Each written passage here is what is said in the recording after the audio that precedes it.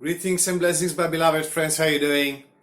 Today I'm going to reveal to you three really important things that you must do in order for you to keep the special person that we call twin flame in your life for a longer period of time and to have a healthier relationship with them without the intense and extreme dynamics that comes out from unresolved karma. If you are new to my channel, feel free to subscribe, click the like button, and comment below. I am free to enter my weekly giveaway of my latest book, Manifest Fridays.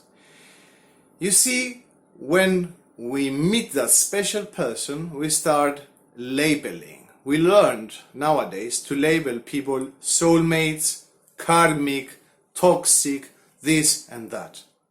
This is the first thing we need to avoid before we enter into the three things that we need to avoid. First thing, before our subject, don't label anyone. So the first thing that you need to do is to stay away from assumptions and never rush anything.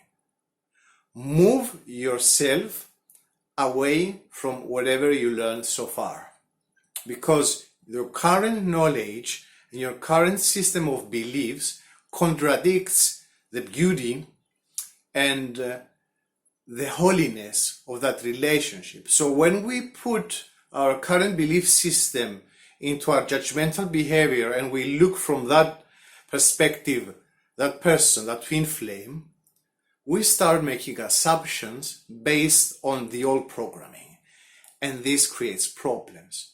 Also, we want to have intense relationship status with them. When we want to make love with them, we want to make all of the things that we never did in our lives. And this comes out from the first stage, the bubble phase, that we feel intense sensation of familiarity and love with that person. So we are rushing things. We really go into a mode of neediness. And this creates what we call excess potential. And eventually will lead us into the runner and chaser stage that we want to avoid. We want to avoid that stage because obviously nobody wants to be abandoned and nobody wants to have their own issues reflected anywhere, to any people, to any circumstance. So don't rush things. Relax.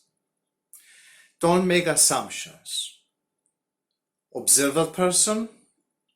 Have a nice time. And I'm going to talk more about that at what you must avoid at the third stage. But on the second stage of your relationship, it's important for you to keep that relationship, that process, 100% at a mode of spirituality. Once we meet that person, we want to have a connection based on the old paradigm of having sex, being in love, hold them by the hand, go to the movies, and we really want to experience a typical relationship with them. But you see, the twin flame is there only to help us in a wonderful and beautiful way to ascend in our consciousness and reach higher levels of consciousness and understanding. But once we move away from the spiritual part and we go into the bodily part, the old paradigm part, the old perception of how relationships should work, things go from worse to worse.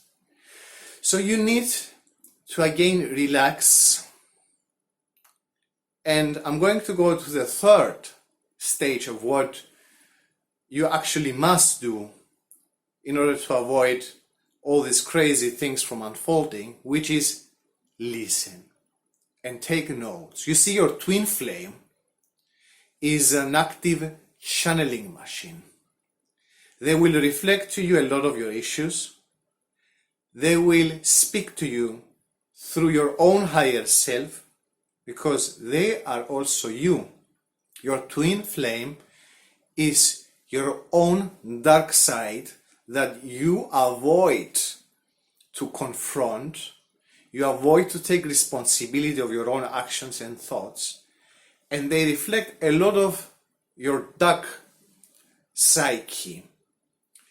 But they also come with love at first, and they also channel wonderful things for you to learn.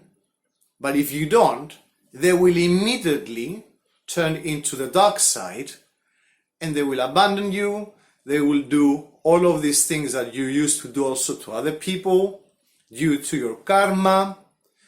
So if you listen carefully and take notes and start changing and shifting before you go to the runner and chaser stage, before all hell breaks loose, you can have a better and healthier relationship with them. But people are going mad into that relationship. They want to have sex. They want to have all their issues reflected back to them, because they start claiming that other person from their current environment, and they want to possess them to make them theirs. And this creates again excess potential. But if you go through all these 3 steps, don't rush, don't make assumptions, and relax into a stage of spirituality instead of the needy part of the body and the old paradigm, and then listen and take notes, you're going to learn so many wonderful things. The relationship is going to last longer, but eventually, unfortunately, you have to learn how to let go, because that person, if you are not karmically balanced in this lifetime, they will go away. Because the only way for you to be with your twin flame in a union is to be in your last reincarnation, where you have no karma left, you are fully spiritual. Again, I will mention Sri Ramakrishna, and I will post links below for you to read the articles I wrote in Laughing Socrates about this holy relationship that is actually documented. And honor your twin flame as something spiritual. And again, if twin flames were a typical romantic relationship, we wouldn't call them and label them as a holy process. Okay? So if you like my videos, subscribe to my channel, and I will see you in an upcoming video. Stay tuned.